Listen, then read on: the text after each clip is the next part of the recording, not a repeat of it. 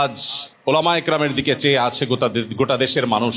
আলেম সমাজকে সাধারণ মানুষ যতটা বিশ্বাস করে, যতটা আস্থা এদেশের আলেম সমাজের প্রতি আছে, অন্য কোন শ্রেণীর মানুষের প্রতি এতটা আস্থা এদেশে আছে বলে আমি মনে করি না। এবং আমার বিশ্বাস যে ওলামা একরাম যদি সাধারণ মানুষের আস্থা, গ্রহণযোগ্যতা, নির্ভরতার এই পজিটিভ দিকটাকে সামনে রেখে যদি তারা যুগের চ্যালেঞ্জ মোকাবেলার উপযোগী করে নিজেদেরকে গড়ে তুলতে পারেন, তাহলে ইনশাআল্লাহ বাংলাদেশের চেহারা বদলাতে খুব বেশি সময়ের প্রয়োজন হবে না।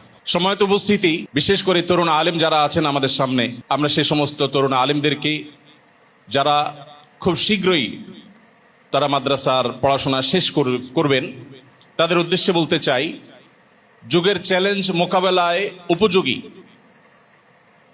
এবং এই সমাজের জন্য সত্যিকারের নাফে এবং মুফিদ তথা উপকারী আলেম হিসাবে নিজেকে গড়ে তুলতে হলে কয়েকটি বিষয় আমাদের খেয়াল করা দরকার।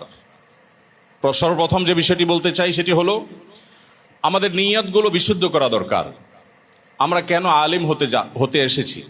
যারা মাদ্রাসায় ভর্তি হয়েছেন অনেকেই আছেন নিজের ইচ্ছায় মাদ্রাসায় আসেননি, বাবা মায়ের ইচ্ছায় অনেক মাদ্রাসার ছাত্ররা মাদ্রাসায় এসেছেন। আপনার বাবা চেয়েছেন আপনাকে হাফিজ বানাবেন, মা মানত করেছেন আলেম বানাবেন, মায়ের মানত পুরা, বাবার স্বপ্ন পূরণ করা, এগুলোর জন্য অনেকে মাদ্রাসায় এসেছে।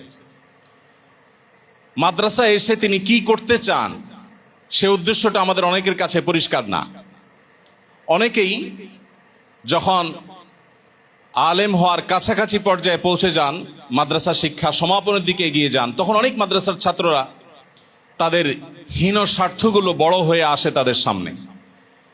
তারা মনে করে যে এই সমাজে আমার রুটি রুজির ব্যবস্থা করার একটা মাধ্যম হয়তোবা আমার এই আলেম হওয়া। এই হীনমন্যতা, এই নিচু চিন্তা থেকে বের হয়ে এসে আমরা যদি উন্নত চিন্তা ধারণ করতে পারি যে আল্লাহ তাআলা আমার রিজিক দাতা, আমি আমার জাতিকে যে আল্লাহর রাজ্জাক হওয়ার প্রতি ঈমান আনয়ন করার, পরিপূর্ণ দৃঢ় বিশ্বাস ধারণ করবার যে দাওয়াত আমি দিব, সেই দাওয়াত যদি আমি নিজে দিতে না পারি, আমি নিজেই যদি সেই বিশ্বাস আমার মধ্যে বদ্ধমূল করতে না পারি, আর সামান্য একটু আমার পেট পালা, সামান্য একটু ভালো থাকা, সামান্য একটু টাকা পয়সা উপার্জন করাটাকে যদি আমার মাদ্রাসা শিক্ষার মূল উদ্দেশ্য হিসাবে আমি স্থির করি, এটা হবে সবচেয়ে দুর্ভাগ্যজনক অধ্যায়। এজন্য এদেশ এবং গোটা বিশ্ব মানবতাকে যদি আপনি সেবা দিতে চান, নবী রাসূলদের সত্যিকারের ওয়ারিস এর ভূমিকায় যদি আপনি অবতীর্ণ হতে চান, সবকিছুর আগে আপনার নিয়তকে খালেজ করতে হবে।